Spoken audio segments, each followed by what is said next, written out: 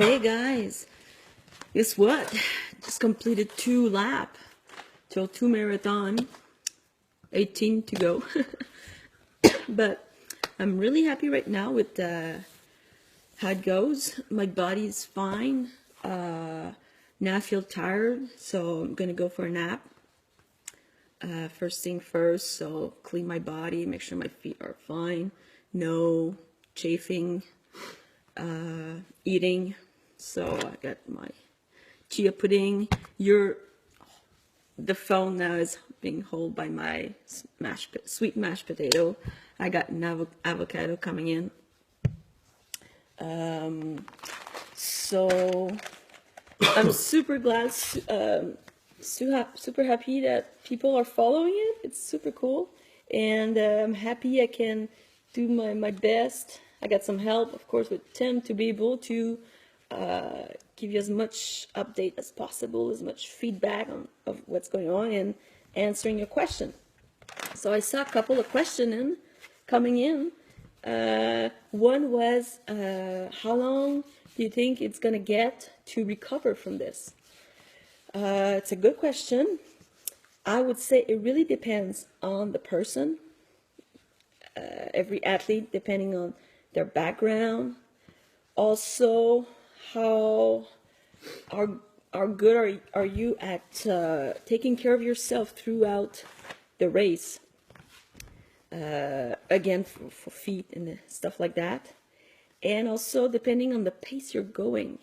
So for example, the last 2 races I've done, the Survivor Run, which is a 24-hour event, followed 2 days ago after by the 100K over there, which was also a 25-hour event. I pushed hard on my pace, right?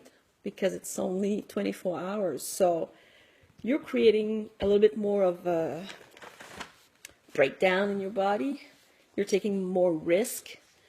Whereas here, my main focus is to stay safe. Slow, smooth, fast. Yes, slow is smooth, smooth is fast. That's really about that.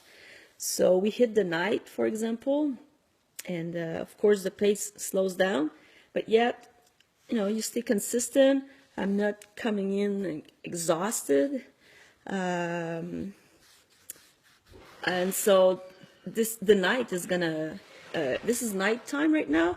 This is the appropriate time to have a nap, just because your body, the way it functions when it's dark, it kind of wants to shut down. So this would be, if I have the choice to have a nap during daylight or night, I'm gonna go for night. The body is much more into that. And now, how long do I sleep? So what's good? Some expert we know could explain more about it. Who knows? Who's like the expert in sleep? Oh, that I know? Yeah. Sean Youngstead. Sean So from the Youngstead. University of South Carolina. Okay. Go Gamecocks. From the University of South Carolina. Maybe we can hit him, and later on in the week he could, explain you more in detail scientifically what's happening. I can talk a little bit about sleep if they want to preview. Yeah, sleep. Tim can talk about it. Basically, the idea is to follow the cycle. Right. And so, because there are different phases, like 5 phases, There's 4. 4. Well, there's stage 1, 2, 3, and 4 sleep, and then there's REM sleep. Right. And so stage 1 and 2 are light stages of sleep.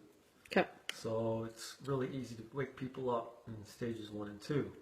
This is where you Stage dream. 3 and 4 is a deep sleep, and people will. It's hard to wake people up from that. For example, Helen, you know this. When I'm in Yep. stage 3 or 4 sleep, you'll be poking me, and I'm not going to move. And if I do wake up, I have no idea where I'm at. You're walking around all zombie-like. We've all experienced that. Mm-hmm. Now, REM sleep is something that's unique. REM sleep, your brain will actually paralyze your body so you don't move. It's also the phase where you dream. So it's pretty important that you're not moving when you're dreaming, because you could, Mm-hmm. you know, you don't want to do that, right? If you start acting out your dreams, Interesting. you know, and some people it doesn't work, and those are the people you hear about that might get in a car and drive 500 miles away. It's a legit thing. In terms of cycle, your sleep cycle is in general about 90 minutes. So to sleep 90 minutes means that you're going to go through phase 1, 2, 3, and 4 sleep, REM, right? And then go back down. And so when you do that, you can kind of naturally wake up and feel refreshed. If you try to wake up in the middle of those phase 3 and 4 sleep, you're a hot mess. It's that zombie mode. Yeah. So to try to be able to pick a time around when your phase of sleep naturally ends, you can feel refreshed and get back out and going. So 3 hours might be good, 90 minutes might be good, depends. Yep. But another thing to think about is through the night, your phase 3 and 4 stages will actually shrink so that you're not in those as long, and your REM phase lengthens. So that's why you tend to have or remember your dreams when it's closer to the morning, because your REM stage is longer. So Right. I probably told you guys way more than you ever wanted to know about sleep. But I'll have Sean, I'll try to see if I can get a hold of Sean. If I can't, I'll at least deliver the message. He's an expert when it comes to sleep and exercise. And I'm sure a lot of you want to know more about that, and I'll tap into that resource. oh yeah, it's actually a very important element if you're going into these endurance challenges. You really need to make the best out of it if you plan to sleep, if you need to sleep. I see Dom Chantal is online. Keep it up, he's saying. Thank you, Dom. What else did I want to say? Any other question? Oh yeah, another question. So this, I think I answered the question of how much recovery is it going to take? Yeah, it really depends. From my experience, the longest stuff I did was crossing Florida, the state of Florida, 400 kilometer, 250 mile. There were elements like heavy backpack, not knowing where I'm going to sleep, where I'm going to eat, what, where I'm going to find any water, if any. This adds a lot of stress on the event. Also, there was a lot of concrete. I'm a trail runner, so for me that was hard, that pounding with the 20-pound backpack. So I know it took me, I mean, I dig deep in these nights. It took me a good week. I mean, after a week I was running. I would say, you know, I would go back running, going back to do CrossFit at the gym. I couldn't lift as much as before. I still needed like maybe another week to slowly get back. It's not that I felt weak or no pain, just a general fatigue. Like, yeah, usually maybe I can, you know, I don't know, lift 125. Maybe I'm gonna go for 115 today, and that feels right.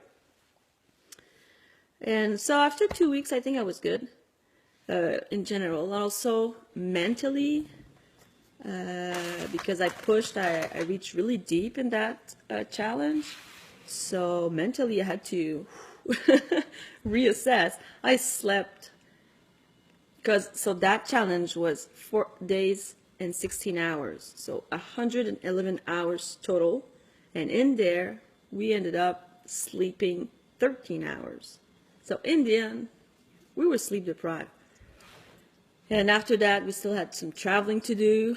We ended up sleeping on the floor in the airport. That was awful. So back at home, for real, like maybe three days after, I crashed that first night, 12-hour. And I think another night, I did a 12-hour night. Yeah, and then I was going to work. Oh, yeah. Well, Tim is not human.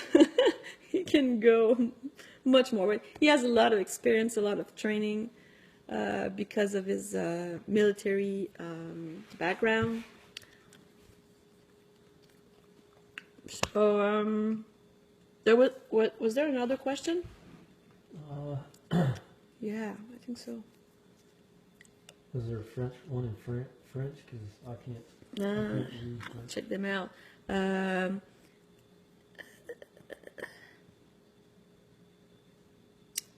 can't remember.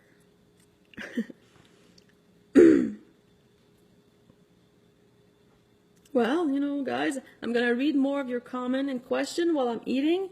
I'll probably go for a nap, and when I maybe get up and start to prepare for a shift night, I can get back to you and answer these questions. So, recovery time right now. Thank you again for watching. Please do share these posts. Share my Facebook page to anybody who would be interested in, follow that. I'll try to get more and more information, like scientific one. Now I just quickly sleep. How does that work? So yeah, thank you guys for being there, because you're actually part of it. The fact that you're there, that you're following, that you're asking questions, that you're commenting, it really helps me to just stay focused, get back out there. You're with me in that. So thank you. All right, we got this.